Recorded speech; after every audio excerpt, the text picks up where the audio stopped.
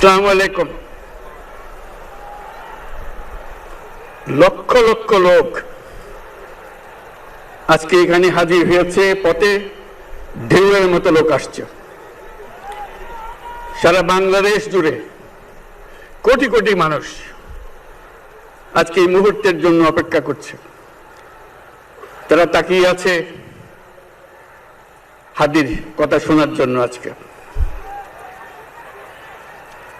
বিদেশে যারা আছে বাংলাদেশি, এই মুহূর্তে তারাও হাদির কথা জানতে চায়। প্রিয় ওসমান হাদি, তোমাকে আমরা বিদায় দিতে আসি নাই এখানে। তুমি আমাদের বুকের ভেতরে আছো এবং চিরদিন বাংলাদেশ যতদিন আছে তুমি সকল বাংলাদেশির বুকের মধ্যে থাকবে। এটা কেউ সরাতে পারবে না। আমরা আজকে তোমাকে প্রিয় হাদি বিদায় দিতে আসিনি। আমরা তোমার কাছে আমরা ওয়াদা করতে এসেছি। তুমি যা বলে গেছো সেটা যেন আমরা পূরণ করতে পারি, সেই ওয়াদা করার জন্য আমরা একত্র হয়েছি। সেই ওয়াদা শুধু আমরা নয়, পুরুষানুক্রমে বাংলাদেশের সব মানুষ পূরণ করবে। সেই ওয়াদা করার জন্যই আমরা তোমার কাছে আজকে এসেছি, সবাই মিলে যে যেখানে আছি। আমরা তোমার যে মানব প্রেম, তোমার যে ভঙ্গি, মানুষের সঙ্গে উঠা বসা, তোমার যে রাজনৈতিক দৃষ্টিভঙ্গি, সবাই প্রশংসা করছে। সেটা আমরা মনে প্রাণে গ্রহণ করছি, যে এটা যেন আমাদের মনে সব সময় জাগ্রত থাকে, আমরা সেটা অনুসরণ করতে পারি। তুমি আমাদেরকে এমন এক মন্ত্র কানে দিয়ে গেছো, সেই মন্ত্র বাংলাদেশের কেউ কোনোদিন ভুলতে পারবে না এবং এই মন্ত্র চিরদিন আমাদের কানে বাঁচতে থাকবে। সেই মন্ত্র বাংলাদেশের বড় মন্ত্র হয়ে আমাদের জাতির সঙ্গে সংযুক্ত থাকবে। তোমার মন্ত্র ছিল চলো বলো বীর চির উন্নত মমশির।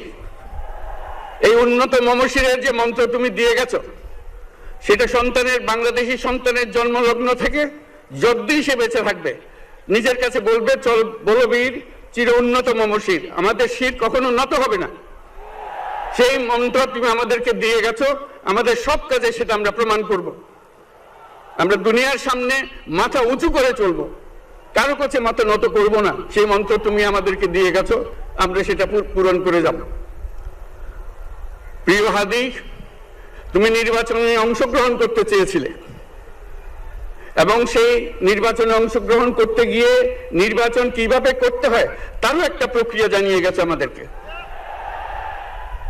সেই প্রক্রিয়া যেন আমরা সবাই মিলে গ্রহণ করে, যে কিভাবে প্রচারণা কার্য চালাতে হয়, কিভাবে মানুষের কাছে যেতে হয়, কিভাবে মানুষকে কষ্ট না দিয়ে তার বক্তব্য প্রকাশ করতে হয়, কিভাবে বিনীতভাবে মানুষের কাছে আসতে হয়, সবকিছু তুমি শিক্ষা দিয়ে গেছো।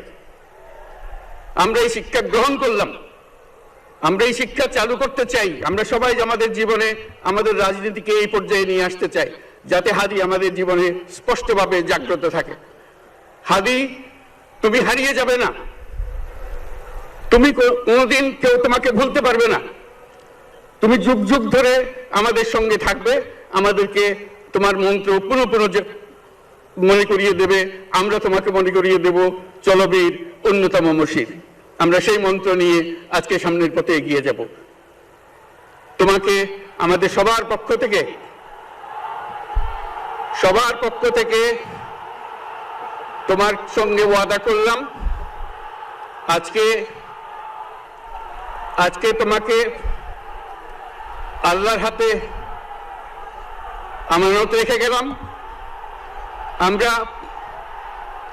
আমরা সব সময় তোমার কথা স্মরণ রেখে জাতির